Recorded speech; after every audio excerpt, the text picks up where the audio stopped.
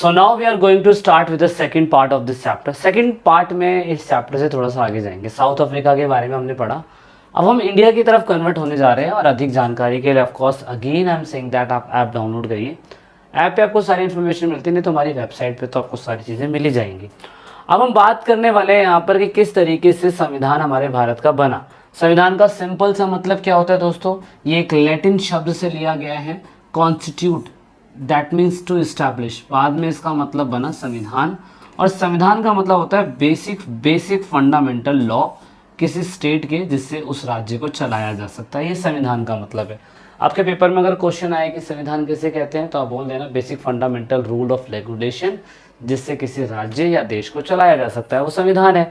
तो संविधान किसी भी देश का एक सुप्रीम लॉ है, जो जनता के बीच में, वहाँ की टेरिटरी में रहने वाले लोगों के बीच में और सरकार के बीच में एक तरीके का संबंध स्थापित करता है, उसे संविधान कहा जाता है।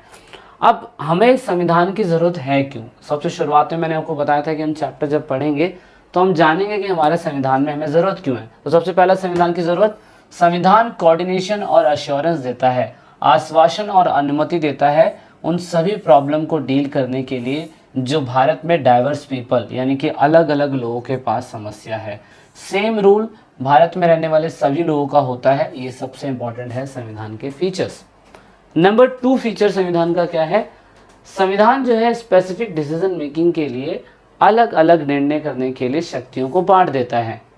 इट मीन्स दैट संविधान भारत के डिफरेंट ऑर्गन्स जैसे कि न्यायपालिका, कार्यपालिका और विधायिका, हिंदी में लेजिस्लेचर और इंग्लिश में लेजिस्लेचर, जुडिशरी, एग्जीक्यूटिव, इनके बीच के जो संबंध होते हैं, रिलेशंस होते हैं, उनको काफ़ी हद तक ठीक कर देता है ये। देन उसके बाद संविधान का मेन फीचर है तीनों, एग्जीक्यूटिव, लेजिस्लेचर और जुडिशरी, इनके बीच में जो संविधान पूरा फोकस करता है, वो फोकस करता है कि इनके बीच की जो दूरियां हैं, इनके बीच की जो कमियां हैं, उनको उनके ऊपर पाबंदी लगा दे, ये दैट मीन्स रेस्ट्रिक्शंस कर दे, वो संविधान का फीचर है। नंबर 4 फीचर है संविधान भारत में रहने वाले, समाज में रहने वाले, सोसाइटी में रहने वाले छोटे से लेके बड़े तक सभी की आकांक्षाओं को पूरा करता है, वेलफेयर देता है। ये बहुत ज़्यादा ज़रूरी है, उस चीज़ को सुनिश्चित करता है। हमारे संविधान को बनाने के लिए बहुत लंबा समय लगा। भारत के संविधान को बनाने के लिए ब्रिटिशर्स ने एक मिशन भेजा। इस मिशन को बोलते हैं कैबिनेट मिशन। इस मिशन को बनाने के लिए कैबिनेट मिशन भारत में भेजा गया जुलाई 1946, देश की आज़ादी से पहले। ये कंफर्म हो चुका था कि देश 47 में आज़ाद होगा, इसीलिए भारत में कैबिनेट मिशन को भारत भेजा गया, जिसका मेन मकसद था संविधान के स्ट्रक्चर को तैयार करना। संविधान का स्ट्रक्चर तैयार होगा तो देश का संविधान बनेगा और देश एक सही नियम और कायदे कानून से चल पाएगा।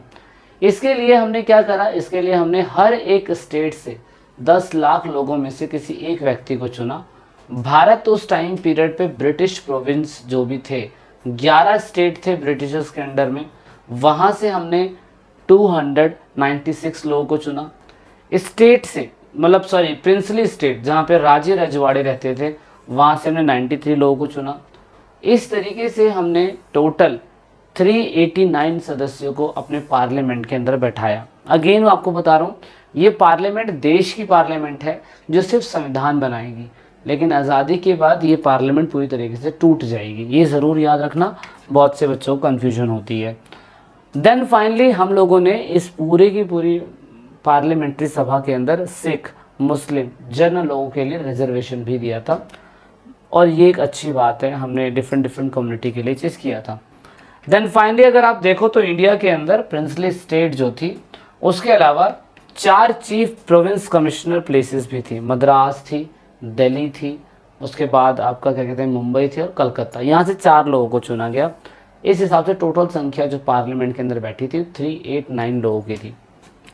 जैसे ही पहले दिन की सभा बैठी, वो थी 9 दिसंबर 1946। उस दिन डॉक्टर सच्चिदानंद सिन्हा को हमने स्थायी अध्यक्ष बनाया था, अस्थायी अध्यक्ष।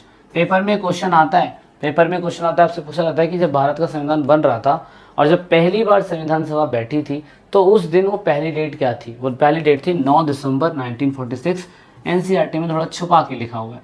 डॉक्टर सच्चिदानंद सिन्हा देश के पहले टेम्परेरी चेयरमैन थे, क्योंकि देश आज़ाद नहीं हुआ है तो राष्ट्रपति नहीं बन सकते, प्रधानमंत्री नहीं बन सकते। ये वो सभा के चेयरमैन थे, लेकिन टेम्परेरी। क्यों? क्योंकि राजेंद्र प्रसाद जी को दूसरी सभा 11 दिसंबर 1946 के दिन परमानेंट अध्यक्ष बना दिया गया था, परमानेंट चेयरमैन बना दिया गया था। और चेयरमैन इसलिए बनाया गया था परमानेंट, क्योंकि राजेंद्र प्रसाद देश के आने वाले पहले राष्ट्रपति भी बने थे।